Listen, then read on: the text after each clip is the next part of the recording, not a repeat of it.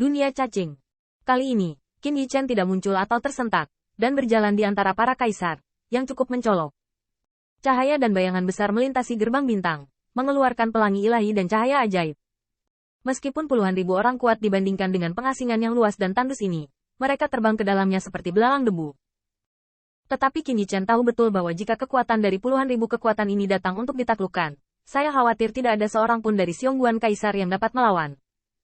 Xian Yang memimpin sekelompok pembangkit tenaga dari klan Tenun Dewa untuk berdiri di depan gerbang bintang, menjaga pintu masuk dan keluar untuk pembangkit tenaga listrik, dan pada saat yang sama, dia tidak lupa melambaikan lengan dupa untuk memberikan hadiah kepada semua orang. Klan. Namun, Permaisuri Xia tidak akan tinggal di sini sepanjang waktu. Saat dia akan berbalik dan menangani urusan keluarga, dia melihat cahaya dan bayangan kaisar yang menjulang tinggi dan perkasa tiba-tiba turun. Mertua, kenapa kamu di sini? Permaisuri Xia tercengang. Karena orang yang datang adalah alam kekaisaran yang kuat dari klan Gajah Dewa, dan juga mertuanya. Pusat kekuatan negara kekaisaran klan Idol penuh dengan awan ilahi, dan jaraknya terlalu jauh, yang membuat Qin Yichen terlihat samar-samar, tidak mengetahui rasa hormatnya. Hei, bukankah aku hanya tahu bahwa kaisar dan permaisuri akan pergi ke dunia serangga? Yang mulia memiliki sesuatu yang penting untuk ditangani. Anda tidak bisa membiarkan wanita itu membuat kesalahan di dunia serangga. Saya harus pergi untuk melindungi hukum sendiri. Cepat. Jangan tutup gerbang bintang. Dengan upaya untuk berbicara, Kaisar Gajah Dewa telah melewati gerbang bintang. Dan saat dia berdiri di alam semesta yang sama, Qin Yichen tiba-tiba merasakan kekuatan Kaisar yang agung tersapu.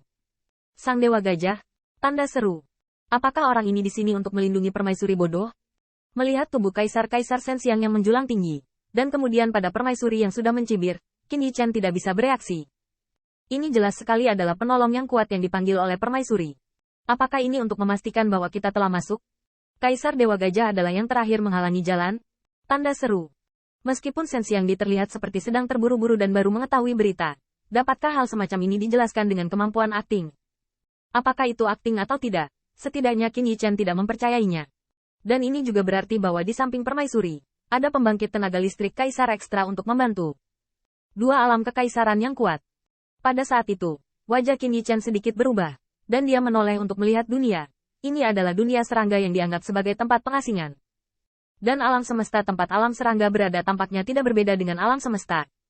Tentu saja, melirik masa lalu saja tidak ada bedanya. Faktanya, bintang-bintang di sini redup. Tidak ada cahaya berbintang dan galaksi yang luas seperti alam semesta lainnya. Karena bintang yang tak terhitung jumlahnya telah membusuk. Qin Yichen bisa melihat sepotong bintang lebih dekat dengannya, yang tampaknya merupakan benda langit yang penuh dengan roh.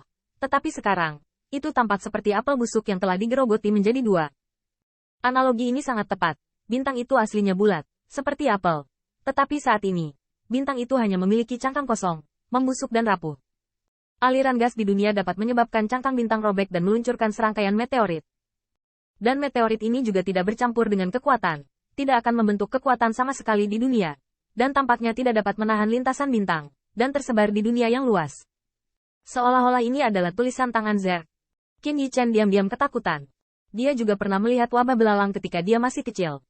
Dia masih ingat bahwa dia dan Miao Han memegang obor bersama-sama untuk menjaga bidang obat di Lin Mansion. Tetapi beberapa obor tidak dapat menghentikan langit dan matahari, seperti wabah belalang yang menutupi kota dengan awan hitam. Ramuan itu dimakan habis, dan bahkan buah-buahan dan sayuran di ladang berubah menjadi cangkang kosong, seperti bintang yang membusuk ini. Dan ini hanya setetes di lautan di depan mata Qin Yichen. Tetapi Zerg yang mengerikan. Dia sudah melihat sekilas seluruh cabang. Belalang biasa dan biasa dapat menyebabkan wabah belalang biasa dan biasa. Dan suku Zerg, diasingkan dan ditekan oleh berbagai kaisar, juga dapat mengubah bintang menjadi kematian dan kehancuran. Tidak heran Zerg akan diasingkan. Dan dalam hal ini, berbagai kaisar secara mengejutkan bersatu. Tak sulit bagi Qin Yichen untuk meragukan bahwa ketika suku Zerg memiliki ambisi yang sama dengan suku besar ini, niscaya akan menjadi ancaman dan bencana bagi kelangsungan hidup 10.000 suku tersebut. Namun, pada saat ini, Qin Yichen tidak peduli untuk mengamati dengan cermat, karena Kaisar Dewa Gajah telah terbang ke sisi permaisuri sambil tersenyum. Niang, yang mulia ada hubungannya dengan setiap hari, jadi untuk dunia serangga dan partainya, biarkan Kaisar membantu Niang. Suara Kaisar Sensiang penuh amarah, tetapi tampaknya tidak berbahaya dengan senyuman, tetapi permaisuri lebih bangga daripada senyumnya. Senyuman itu sepertinya telah memperjelas bahwa jika Dewa Kaisar Gajah diizinkan untuk mengikuti sejak awal, dia benar-benar takut anti pencuri ini akan terlalu takut untuk menginjakkan kaki di dunia serangga. Dan memasuki dunia serangga, itu mudah dikatakan. Qin Yichen juga memperhatikan bahwa pada saat ini, banyak kaisar telah berubah menjadi pelangi ilahi dan pergi ke segala arah dunia serangga. Tidak hanya klan kekaisaran, tetapi juga beberapa klan besar, dan ras yang bergantung pada klan kekaisaran itu, semuanya mengikuti. Mereka seharusnya pergi ke Zerg untuk kesepakatan. Yao Yuekong menatap matanya dan mengingatkannya melalui transmisi suara.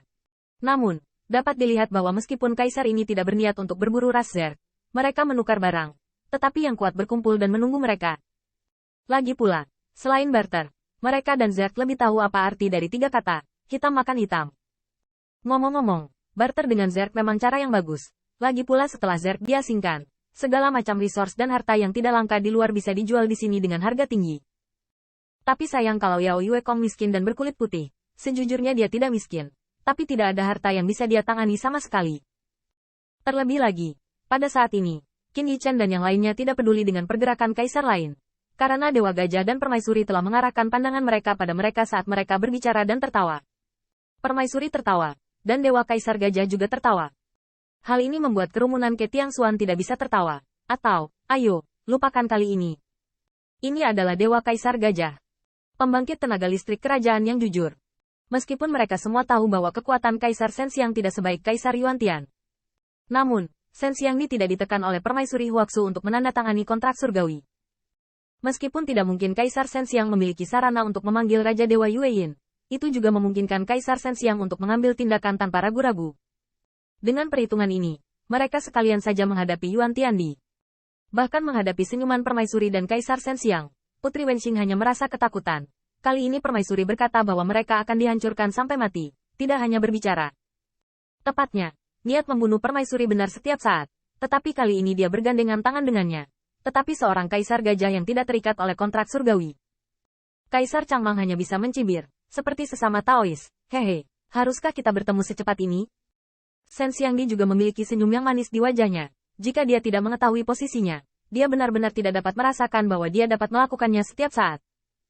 Ya, aku bertemu lagi begitu cepat, menghancurkan botol dan toples klan kita. Sepertinya kamu belum membayarnya. Bayar. Kami akan bayar sekarang. Kaisar Shen Xiang melambaikan telapak tangannya. Orang-orang Tao itu datang ke sini. Mari kita hitung. Bagaimana kita harus memberi kompensasi?